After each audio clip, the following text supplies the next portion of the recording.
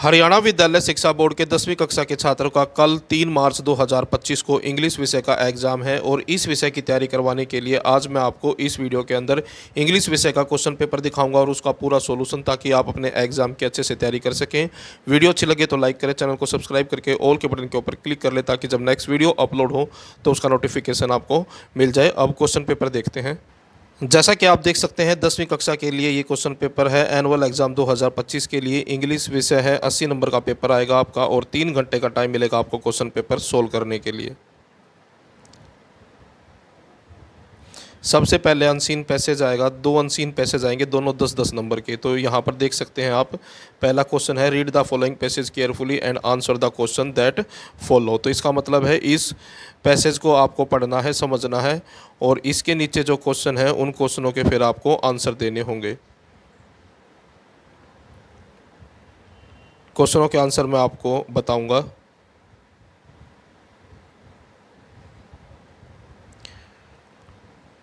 तो यहाँ से क्वेश्चन स्टार्ट है। सबसे पहला क्वेश्चन है how much area is covered by the Amazon rain forest, यानी कि जो अमेजोन रेन फॉरेस्ट है, रेन फॉरेस्ट का मतलब होता है वर्षावन। तो अमेजोन वर्षावन ने कितने एरिया को कवर कर रखा है, यानी कि कितना हिस्सा उसने ढका हुआ है। तो इसका आंसर है option B, about 2.8 million square miles, यानी कि लगभग 2.8 मिलियन स्क्वायर माइल्स। उसके बाद दूसरा क्वेश्चन है, दूसरे क्वेश्चन में dash is the world second largest river, यानी कि दुनिया की सबसे दूसरे नंबर पर बड़ी नदी कौन सी है। तो इसका आंसर है ऑप्शन सी। तो जो अमेजोन है ये दुनिया की दूसरी सबसे बड़ी नदी है। उसके बाद तीसरा क्वेश्चन है the Amazon rain forest is simply the, तो इसमें आएगा drainage basin for the river, यानी कि नदियों के लिए जो अमेजोन रेन फॉरेस्ट है वो ड्रेनेज सिस्टम भी है, यानी कि यहाँ पर ही नदियों का अंत होता है। जैसे कि आमतौर पर जो इंडिया में जितनी भी नदियाँ हैं लगभग उनका जो एंड पॉइंट है वो समुद्र, यानी कि नदियाँ जो है निकलती हैं पहाड़ों से और समुद्र में जाके मिल जाती हैं। लेकिन यहाँ पर जो ये रेन फॉरेस्ट है, अमेजोन रेन फॉरेस्ट, इसकी जो नदी है उसका अंत यहीं पर ही हो जाता है, रेन फॉरेस्ट में ही। How much sunlight is received by the understory of the rain forest, यानी कि कितनी रोशनी जो है अंडर स्टोरी रिसीव करता है। तो इसमें आएगा आंसर सी, अबाउट 2 to 5%, यानी कि 2 से 5% तक जो सूरज की रोशनी है वो अंडर स्टोरी तक पहुंच पाती है। उसके बाद क्वेश्चन नंबर 5 है bromeliads which are dash provide drink pools for animals and breeding location for the frog, यानी कि ये जो पेड़ का नाम है ब्रोमीलियड्स, ये जो है इसका आंसर है option D, cup like plants. तो ये जो है कप की आकार, यानी कि इसकी जो शेप होती है, आकार जो होता है वो कप की तरह होता है, जिसकी वजह से इसके अंदर पानी इकट्ठा होता है। ड्रिंकिंग पूल, पूल होता है तालाब, यानी कि ड्रिंकिंग पूल बन जाते हैं ये, ताकि इसमें से जो जानवर हैं और जो ब्रीडिंग और जानवरों के लिए जो ब्रीडिंग प्लेस भी बन जाता है, पीने के पानी की व्यवस्था भी होती है इससे। फ्रॉग टीज, यानी कि फ्रॉग पर, यानी कि फ्रॉग वो होते हैं मेंढक, और ट्री पर पाए जाने वाले जो मेंढक हैं उनके लिए ब्रीडिंग प्लेस भी, यानी कि यहाँ पर ये प्रजनन भी करते हैं। उसके बाद क्वेश्चन नंबर 6 है how many layers does the vast area consist of. तो यहाँ पर आंसर है the vast forest consist of 4 layer, यानी कि 4 लेयर है इसकी फॉरेस्ट की।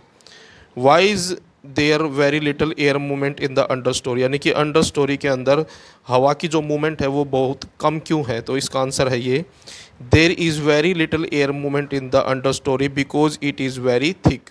थिक का मतलब होता है घना, यानी कि जंगल जो है बहुत घना है, इस वजह से जो यहाँ पर हवा की जो मूवमेंट है वो बहुत कम है।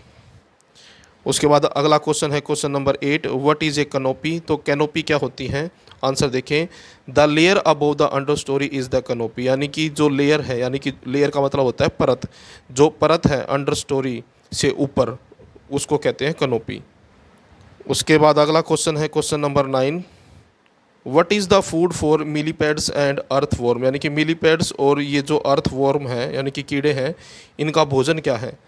तो न्यूट्रिएंट्स फ्रॉम रोटिंग वेजिटेशन, रोटिंग वेजिटेशन यानी कि जो गले सड़े पेड़ पौधे हैं, and bodies of dead organism, यानी कि जो मृत शरीर है ऑर्गेनिजम्स का, इज़ द फूड, वो भोजन है मिलीपैड्स के लिए और अर्थवॉर्म के लिए। What will be the suitable title for this passage, यानी कि इस पैसेज का सूटेबल टाइटल क्या हो सकता है। तो आंसर आएगा the Amazon the world largest tropical rain forest. उसके बाद ये दूसरा अनसीन पैसेज है। इस पैसेज को भी क्या करना है, आपको पढ़ना है, समझना है और फिर इसके नीचे दिए गए क्वेश्चनों के आंसर देने हैं। दोनों ही पैसेज इंपॉर्टेंट हैं, 10-10 नंबर के आएंगे, तो पैसेज की तैयारी अच्छे से करें।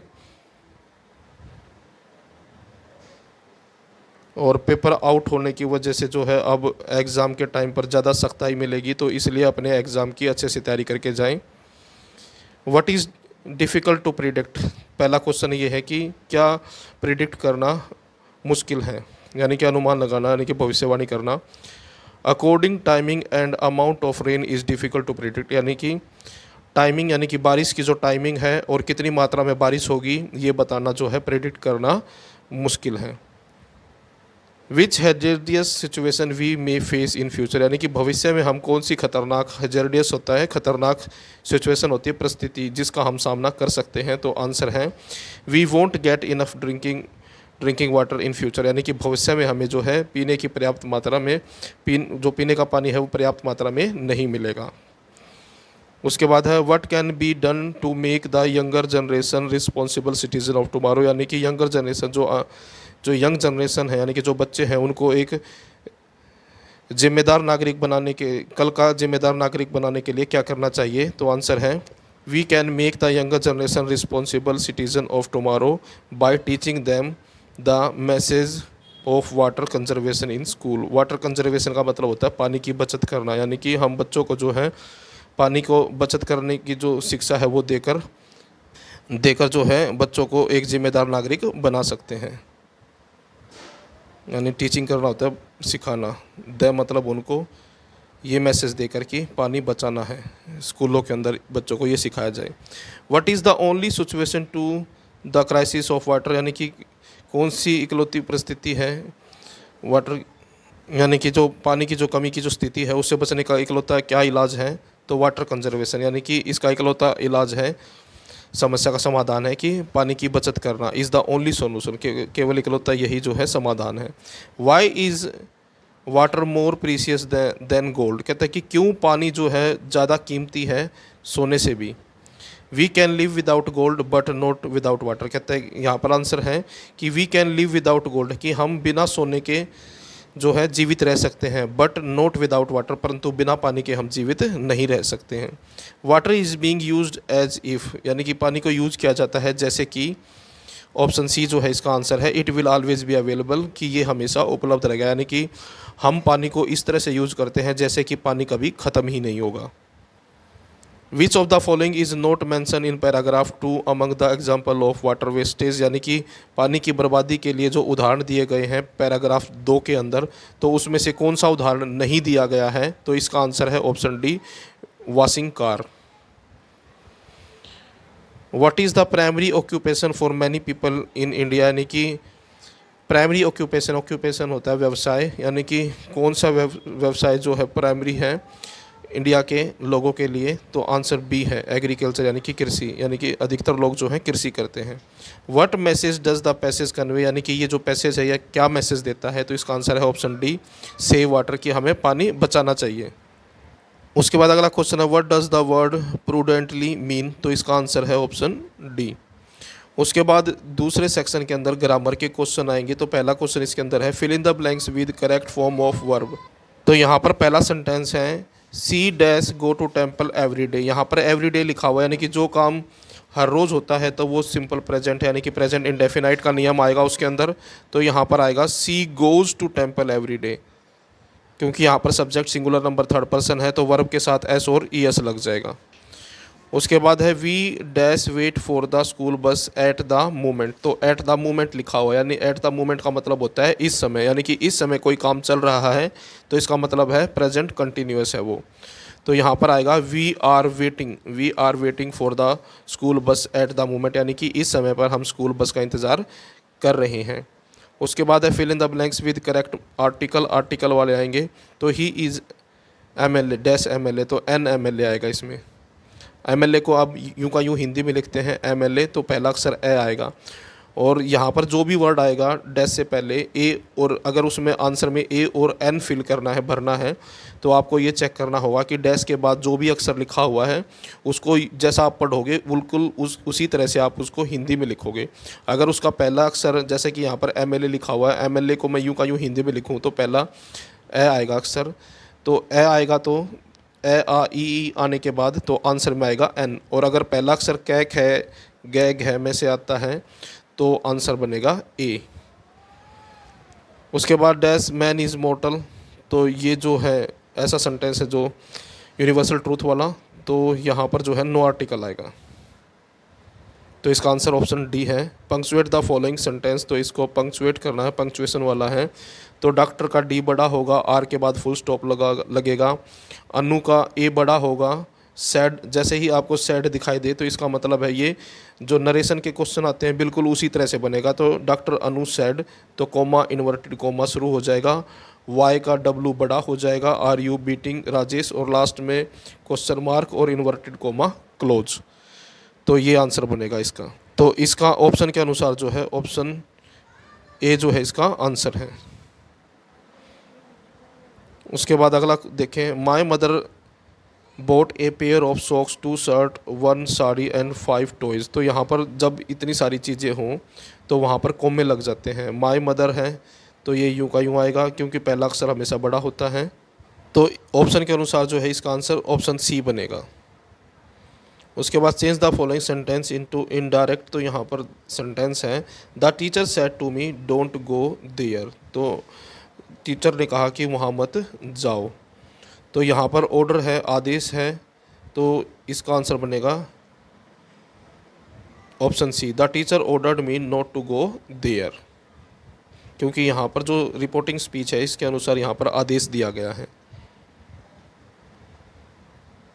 और इसके अलावा जो है ये इसका आंसर ऑप्शन ए भी हो सकता है, फॉरबैड का मतलब भी मना करना होता है, लेकिन यहाँ पर आदेश ज़्यादा है इसलिए ऑप्शन सी आंसर बनेगा। My father will say there was a time when I was a hero, तो यहाँ पर आपको ध्यान देना है रिपोर्टिंग वर्ब जो है फ्यूचर के अंदर है। अगर रिपोर्टिंग वर्ब फ्यूचर में आती है तो रिपोर्टिंग स्पीच का जो टेंस होता है वो चेंज नहीं होता है।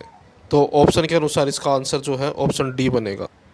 उसके बाद अगला देखते हैं, fill in the blanks with suitable modal, modal वाला है he run fast so that he, तो इसमें आएगा विल कैच द बस, तो विल आएगा इसमें। उसके बाद I dash swim when I was young, यानी कि पास्ट की एबिलिटी हैबिट के बारे में बता रहा है, तो यहाँ पर आएगा could, she could swim when I was young, I could swim when I was young, यानी कि जब मैं छोटा था तो मैं तैर सकता था, past ability. Fill in the blanks with correct form of non infinite of verb, तो यहाँ पर the sign board said no parking, तो यहाँ पर आएगा नो पार्किंग। और we were made dash paint the wall, to paint, इसमें आएगा ऑप्शन बी।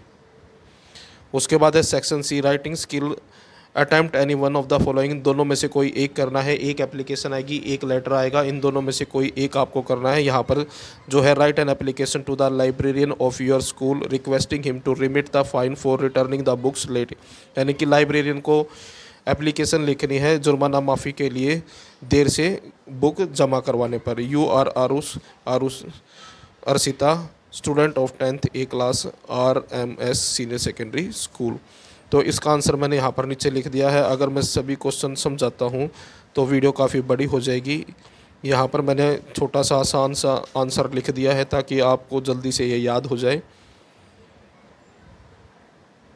उसके बाद write a letter to your friend to invite him for summer vacation, तो यहाँ पर समर वैकेशन यानी कि अपने दोस्त को बुलाना है समर वैकेशन के लिए, तो ये लेटर है, तो इसका भी आंसर मैंने यहाँ पर लिख दिया है।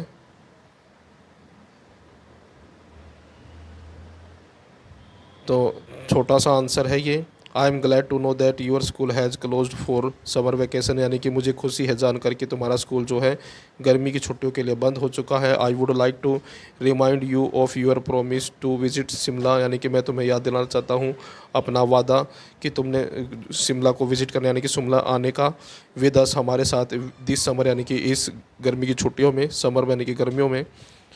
तो यहाँ पर मैंने सारा लिख दिया है, आप पढ़ सकते हैं इसको। उसके बाद क्वेश्चन नंबर 5 है attempt any one of the following, इसमें से भी एक करना है। और यहाँ पर ब्लड डोनेशन कैंप है, राइट ए रिपोर्ट। तो रिपोर्ट आई है ब्लड डोनेशन कैंप के ऊपर, ये इम्पोर्टेंट है। तो यहाँ पर ब्लड डोनेशन कैंप का है। उसके बाद है you have been transfer to Mumbai, you want to sell your Hyundai car, यानी कि तुम्हारा ट्रांसफ़र हो गया है मुंबई में और तुम अपनी कार बेचना चाहते हो। तो ये एडवर्टाइजमेंट है कार फॉर सेल के लिए। तो इसका भी आंसर मैंने लिख दिया है, बिल्कुल छोटी सी एडवर्टाइजमेंट है, लेकिन एग्ज़ाम में 5 नंबर की आएगी। उसके बाद do any one of the passage given below, 2 unseen passage आएंगे। उसके बाद जो 2 हैं सीन पैसेज, यानी कि आपके जो पार्ट हैं किताब है पार्ट से भी 2 सीन पैसेज आएंगे, यानी कि पाठों से। तो इसके नीचे भी ये पैसेज जो है इसके नीचे भी क्वेश्चन मिलेंगे आपको। तो यहाँ पर मैंने आंसर लिख दिए हैं। Why did Lencho go up to the window, यानी कि लेंचो जो है खिड़की पर क्यों जाता है। Lencho went up to the window, यानी कि खिड़की पर जाता है। To ask for paper and ink, यानी कि कागज़ मांगने के लिए और स्याही मांगने के लिए। उसके बाद दूसरा क्वेश्चन है which feeling of Lencho does the phrase much wrinkling of his brow express. तो ये कहाँ पर लिखी हुई थी, तो इसका आंसर है it shows his tension and anger, यानी कि इसका मतलब ये है। How much money did Lencho find in the envelope, यानी कि लेंचो को एनवेलप में कितना पैसा मिलता है। लेंचो फाउंड 70 पीसोज, यानी कि एक तरह से 70 रुपये मिलते हैं उसको एनवेलप में, यानी कि लिफाफे में। Y did Lencho call the employees a bunch of crook, यानी कि लेंचो जो है कर्मचारियों को धोखेबाजों का समूह, बंच का मतलब होता है समूह, क्रूक्स धोखेबाजों का समूह क्यों कहता है। तो आंसर है Lencho called the employees a bunch of crooks because he thought that the employees had cheated him, यानी कि बिकॉज क्योंकि ही थॉट उसने सोचा दैट कि द एम्प्लॉयज यानी कि जो कर्मचारी है हैड चीटेड हिम कि उसके साथ धोखा किया था। चीट करना मतलब धोखा देना। Name the chapter and it's right, तो चैप्टर का नाम है ए लेटर टू गॉड और G.L. फ्लुएंटेस जो है इसके राइटर हैं। उसके बाद चॉइस में भी एक पैसेज आएगा सीन पैसेज, तो इन दोनों में से कोई भी जो आपको आसान लगे वो आपको करना है। तो इसका पहला क्वेश्चन है हु वाज मिसबिल, मिसबिल वाज एन ओटर, मिसबिल जो था एक ऊत बिलाव था, ओटर का मतलब होता है ऊत बिलाव। वे डिड मिसबिल स्लीप, मिसबिल जो है कहाँ सोता था। Mijbil sleep in the crook of the writer's knees, यानी कि राइटर के घुटनों के पास। What happened when Mijbil was taken to bathroom, यानी कि क्या हुआ जब मिसबिल को बाथरूम ले जाया गया। मिसबिल वेंट वाइल्ड विद जो, यानी कि जो है वो पानी के अंदर, वेंट वाइल्ड का मतलब होता है जंगली पने के साथ, यानी कि मतलब है उसने खूब पानी का खूब आनंद लिया। What did the author make for Mijbil, यानी कि ऑथर ने मेकअप के लिए, ऑथर ने मुजबिल के लिए क्या बनाया। The author made a body belt for Mijbil, यानी कि बॉडी बेल्ट बनाई मुजबिल के लिए। Name the lesson and the writer Mijbil the author और गेविन मैक्सवेल। उसके बाद क्वेश्चन नंबर 7 है अटेम्प्ट एनी 2 क्वेश्चन, 2 क्वेश्चन करने होंगे आपको। What compelled the young seagull to take his first fly, यानी कि किस चीज़ ने मजबूर कर दिया। कंपेल का मतलब होता है मजबूर कर देना। यंग सीगल को यानी कि छोटे सीगल को टेक हिज फर्स्ट फ्लाई कि वो अपनी पहली उड़ान भरे, यानी कि किस वजह से वो मजबूर हो गया अपनी पहली उड़ान भरने के लिए। तो आंसर है the young seagull was very hungry, जो यंग सीगल था वो बहुत भूखा था। There was no food for him, उसके लिए कोई भोजन नहीं था। His mother had a fish in her beak, यानी कि उसकी मदर की चोंच में जो है मछली थी। The site of the food, यानी कि साइट का मतलब होता है दृश्य, ऑफ फूड मतलब भोजन का दृश्य है। मैडेंड हिम, वो उसको पागल कर देता है, यानी कि जो भूखा व्यक्ति होता है अगर उसको भोजन दिखाई दे जाए तो वो मतलब किस तरह से रिएक्ट करेगा, वही सिचुएशन यहाँ पर थी कि वो भी भोजन को देखकर पागल हो गया, पागल सा हो गया था। सो ही डाइव टूवर्ड हिज मदर, इसलिए उसने छलांग लगा दी अपनी मदर की ओर। टूवर्ड का मतलब होता है की ओर, हिज मदर मतलब अपनी मदर की ओर, डाइव मतलब छलांग लगाना। What is special about the diary of Anne Frank, Anne Frank की जो डायरी थी उसके बारे में क्या स्पेशल था, क्या खास था। Anne Frank says that she has no true friend, यानी कि एनी फ्रैंक कहती है कि उसका कोई भी सच्चा मित्र नहीं है। So she decided to keep a diary, इसलिए वो निर्णय लेती है कि वो एक डायरी रखेगी। सी कॉल्स इट किटी, और वो उसको किटी बुलाती है, यानी कि डायरी का नाम किटी रख दिया उसने। She provides a brief sketch of her life in her diary, यानी कि वो अपने जीवन परिचय अपना जीवन परिचय भी देती है डायरी में। Where is Coorg situated, what is it famous for. कहता है कि कोर्ग कहाँ पर स्थित है। सिचुएटेड का मतलब होता है स्थित होना, और ये किस चीज़ के लिए फेमस है, प्रसिद्ध है। Coorg is situated Midway, Midway का मतलब होता है बीच में, सिचुएटेड होता है स्थित है। Mysore and the coastal town of Mangalore, यानी कि मंगलोर के जो कोस्टल टाउन है यानी कि बंदरगाह वाला इलाका है उसके और मैसूर के बीच में स्थित है। It is the smallest district of Karnataka, ये कर्नाटक का सबसे छोटा डिस्ट्रिक्ट है। It is famous for spices, यानी कि ये मसालों के लिए प्रसिद्ध है। एंड रेन फॉरेस्ट, और वर्षावन के लिए। Why does the conductor call valley madam, यानी कि कंडक्टर जो है वैली को मैडम क्यों कहता है। The conductor calls Valli madam because she behaves like a very young lady, यानी कि कंडक्टर जो है बुलाता है, कॉल्स मतलब बुलाना, वैली मैडम यानी कि वैली को मैडम कहता है, बिकॉज क्योंकि। सी बिहेव्स, बिहेव होता है व्यवहार करना, सी मतलब वह बिहेव करती है यानी कि व्यवहार करती है, like a very young lady यानी कि एक बड़ी लेडी की तरह। She does not like to be consider a child, यानी कि वो पसंद नहीं करती कि उसको समझा जाए एक बच्चा। कंसीडर मतलब समझना। दैट इज़ वाई, इसलिए the conductor called valley madam, इसलिए कंडक्टर वैली को मैडम कहता है। What does Nelson Mandela recall on the day of inauguration, यानी कि रिकॉल करना मतलब याद करना, डे ऑफ इनॉग्रेशन मतलब उद्घाटन के दिन पर मंडेला जो है क्या याद करता है। Mandela remembers the freedom fighter of the south Africa on the day of inauguration, Mandela जो है याद करता है फ्रीडम फाइटर को यानी कि आज़ादी के लड़ाकों को, यानी कि देशभक्तों को साउथ अफ्रीका के, on the day of inauguration मतलब उद्घाटन के दिन पर। He says that this day has come through their sacrifices, he says उसने कहा, दैट की दिस डे यानी कि यह दिन, हैज़ कम मतलब आया है, थ्रू देयर सेक्रीफाइसेस उनके बलिदान की वजह से। देयर सेक्रीफाइस, सेक्रीफाइस होता है बलिदान, देयर सेक्रीफाइस उनके जो बलिदान है, एंड करेज और उनका जो साहस है, कैन नेवर बी काउंटेड और रिपेड, कहता है कि उसको कभी भरपाई नहीं की जा सकती। He thinks himself the sum of those African patriot, यानी कि वो अपने आप को उनका सम कहता है, यानी कि अपने आप को उनका योग कहता है। He regrets that he is not able to thank them, यानी कि वो उसको दुख है, रिग्रेट का मतलब होता है खेद करना, दुख करना, कि वो इस लायक नहीं है कि वो उनको धन्यवाद कर सके। As they are not here, क्योंकि वो यहाँ पर नहीं है। टू सी देखने के लिए, what there sacrifice had brought, कि उनके बलिदान की वजह से उनको क्या मिला है। He states that the policy of apartheid greatly wounded the people, he state that यानी कि वो कहता है कि जो नीति है, पॉलिसी मतलब नीति, अपार्थाइड मतलब भेदभाव की, ग्रेटली वाउंडेड यानी कि बहुत ज़्यादा चोट पहुंचाई है, द पीपल मतलब लोगों को। तो यहाँ पर जो है क्वेश्चन का आंसर पूरी तरह से लिखा हुआ है। अगर मैं पूरा समझाता हूँ तो वीडियो काफ़ी बड़ी हो जाएगी, और इसके चॉइस में भी क्वेश्चन है, तो ये भी इंपॉर्टेंट क्वेश्चन है, इसकी भी ज़रूर तैयारी करें। Why did the Buddha ask Kisa Gotami to bring a handful of mustard seed, what message did he want to convey. तो यहाँ पर ये जो क्वेश्चन है इम्पोर्टेंट है, आंसर मैंने लिख दिया है। उसके बाद क्वेश्चन नंबर 9 है। क्वेश्चन नंबर 9 में जो है पोएम से स्टैंजा आएगा, और यहाँ पर भी 2 स्टैंजा आएंगे, दोनों में से कोई एक आपको करना है जो आपको आसान लगे। तो पहला स्टैंजा यहाँ पर है, और मैंने इसके क्वेश्चनों के आंसर लिख दिए हैं। What is the poet opinion about the ending of the world, तो ये पहला क्वेश्चन है। द पोइट थिंक्स दैट, कवि सोचता है कि the fire of desire will and the end, की जो डिजायर, जो आग है इच्छाओं की, वो दुनिया का अंत कर देंगी। What do people think about the ending of the world, यानी कि लोग दुनिया के अंत के बारे में क्या सोचते हैं। The people think that fire और ice can destroy the world, यानी कि लोग सोचते हैं कि आग और बर्फ़ जो है दुनिया का विनाश कर सकती है। डिस्ट्रॉय का मतलब विनाश करना। उसके बाद फिर ये अगला क्वेश्चन है, राइम वर्ड बताना है, name the poem and the poet है।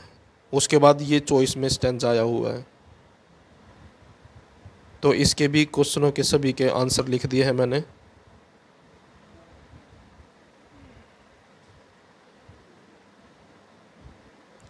उसके बाद है attempt any 2 of the following questions, इनमें से कोई 2 क्वेश्चन आपको करने होंगे, 3 आएंगे total. How would the tiger behave in the forest, तो ये पहला क्वेश्चन है।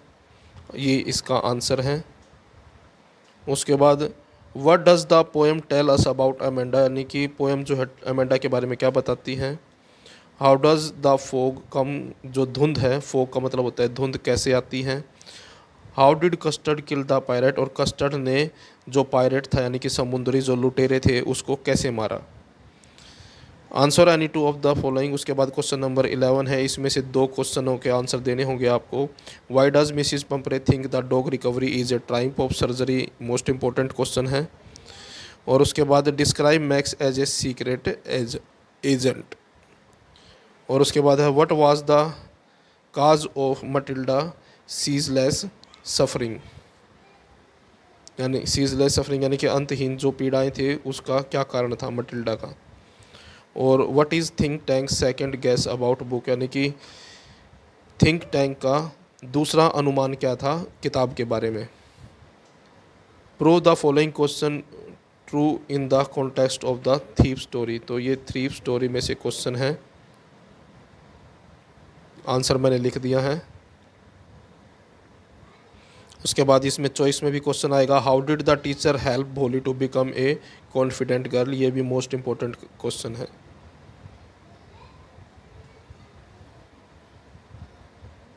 तो ये था आपका 10वीं कक्षा का इंग्लिश विषय का क्वेश्चन पेपर और उसका सॉल्यूशन। वीडियो अच्छी लगे तो लाइक करें, चैनल को सब्सक्राइब करके ऑल के बटन के ऊपर क्लिक कर लें ताकि जब नेक्स्ट वीडियो अपलोड हो तो उसका नोटिफिकेशन आपको मिल जाए।